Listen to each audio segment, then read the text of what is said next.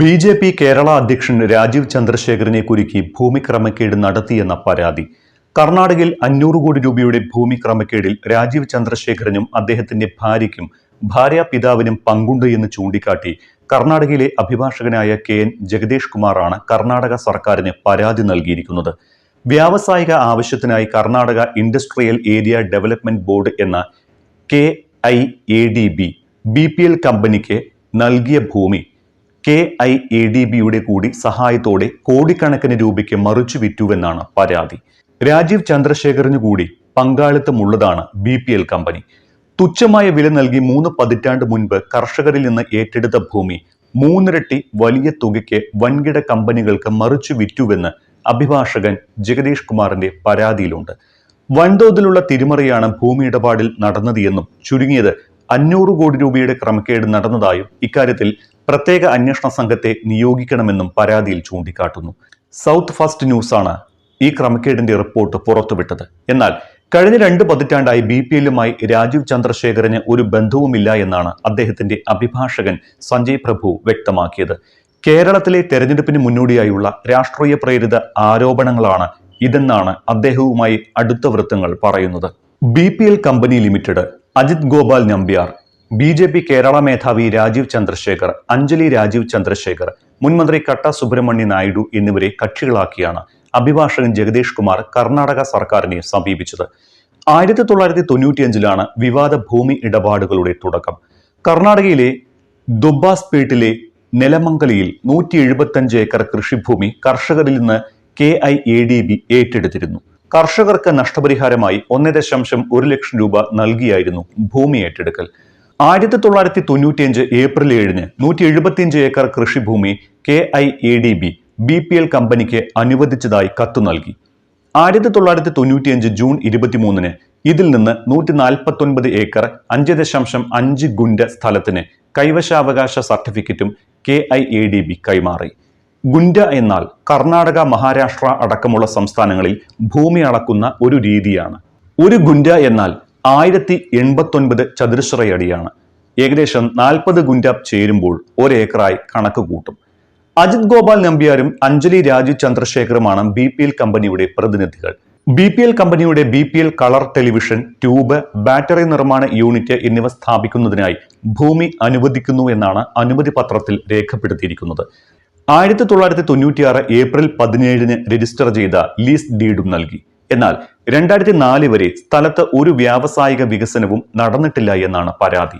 പക്ഷേ 2004-ൽ ഇതേ 149 ഏക്കർ 5.5 ഗുണ്ട ഭൂമി ഈടായി നൽകി വിദേശ ബാങ്കിൽ നിന്ന് BPL കമ്പനി വൻതുക വായ്പ എടുത്തു. 2004 ജനുവരി 7-ന് ഇതുമായി ബന്ധപ്പെട്ട് വായ്പ എടുക്കുന്നതിന് KIADB BPLന് അനുമതി കരാറും നൽകി. ഇത് പ്രകാരം ബാങ്ക് ഓഫ് ബഹ്റൈൻ ആൻഡ് കുവൈറ്റിന് ഭൂമി പണയപ്പെടുത്തിയതായാണ് റിപ്പോർട്ട്. ഇവിടെ മുതലാണ് തട്ടിപ്പുകളുടെയും ക്രമക്കേടുകളുടെയും തുടക്കമെന്നാണ് ആരോപണം.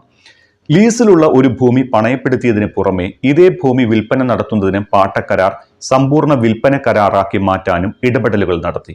ഇതിനായി BPL കമ്പനി KIADBയെയും അന്നത്തെ മന്ത്രി കട്ട സുബ്രഹ്മണ്യ നായിഡുവിനെയും സമീപിച്ചിരുന്നു.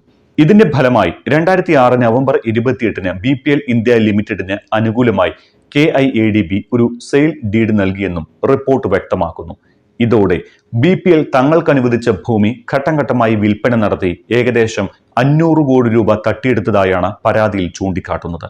മാരുതി സുസുക്കി, ജിൻഡാൽ അലുമിനിയം എന്നിവർക്കാണ് ഭൂമി വിറ്റത്.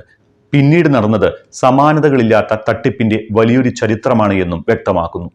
2009-ൽ BPL കമ്പനി തങ്ങൾക്ക് അനുവദിച്ച 149 ഏക്കറിൽ നിന്ന് 39 ഏക്കർ 14 ഗുണ്ട ഭൂമി മാരുതി സുസുക്കിക്ക് വിറ്റിരുന്നു. 31 കോടി രൂപയ്ക്കായിരുന്നു ഈ വിൽപ്പന. 2011 ഫെബ്രുവരി 25-ന് 87.32 ഏക്കർ ഭൂമിയും മാരുതി സുസുക്കിക്ക് വിറ്റു. 275 കോടി 47 ലക്ഷം രൂപയാണ് ഇതുവഴി BPL കരസ്ഥമാക്കിയത്. ശേഷിച്ചതിൽ നിന്ന് 3 ഏക്കർ 36.8 ഗുണ്ട സ്ഥലം 4 കോടി രൂപയ്ക്ക് BOC ഇന്ത്യ ലിമിറ്റഡ് എന്ന കമ്പനിക്കും 2011-ൽ വിൽപ്പന നടത്തി. അതേ വർഷം തന്നെ ശേഷിക്കുന്ന 25 ഏക്കർ 5.5 ഗുണ്ട സ്ഥലം ജിൻഡാൽ അലുമിനിയത്തിന് 33.5 കോടി രൂപയ്ക്കും വിൽപ്പന നടത്തിയെന്നാണ് ജഗദേഷ് കുമാർ നൽകിയ പരാതിയിൽ വിശദീകരിക്കുന്നത്. കഴിഞ്ഞ 5.5 പതിറ്റാണ്ടായി കർണാടകയിൽ പലപ്പോഴായി 1.55 ലക്ഷം ഏക്കറിലധികം കൃഷിഭൂമി KIADB ഏറ്റെടുത്തതായാണ് കണക്ക്. എന്നാൽ ഇതിൽ 70% യഥാർത്ഥ വ്യാവസായിക ആവശ്യങ്ങൾക്കായി ഉപയോഗിച്ചില്ല എന്നാണ് അഭിഭാഷകനായ ജഗദേഷ് കുമാർ പരാതിയിൽ ആരോപിക്കുന്നത്. പകരം വികസനത്തിന്റെ മറവിൽ അവ വഴിതിരിച്ചു വിട്ടതായും വ്യാപകമായ റിയൽ എസ്റ്റേറ്റ് കൃഷിഭൂമി അഴിമതികൾക്ക് വഴിയൊരുക്കിയതായും പരാതിയിൽ ചൂണ്ടിക്കാട്ടുന്നു. ഇതോടെ വ്യാവസായിക ആവശ്യത്തിന് ഭൂമി ലീസിന് വാങ്ങി മറിച്ച് വിൽപ്പന നടത്തി 500 കോടി രൂപയോളം ക്രമക്കേട് നടത്തിയതായാണ് രാജീവ് ചന്ദ്രശേഖറിനെതിരായ പരാതി.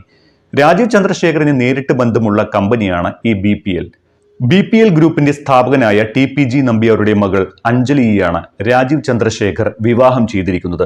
ഭൂമി ഇടപാട് പുറത്തു വന്നതോടെ രാജീവ് ചന്ദ്രശേഖറും കുടുംബവും ഒന്നാകെ ഭൂമി ക്രമക്കേടിൽ പങ്കാളിയായിരിക്കുകയാണ് എന്നാണ് അഭിഭാഷകന്റെ വാദം. തെരഞ്ഞെടുപ്പ് അടുത്ത ഘട്ടത്തിൽ ഉയർന്നുവന്ന ഈ ക്രമക്കേട് ആരോപണം എങ്ങനെ നേരിടണമെന്ന ആശങ്ക BJPക്കുമുണ്ട്.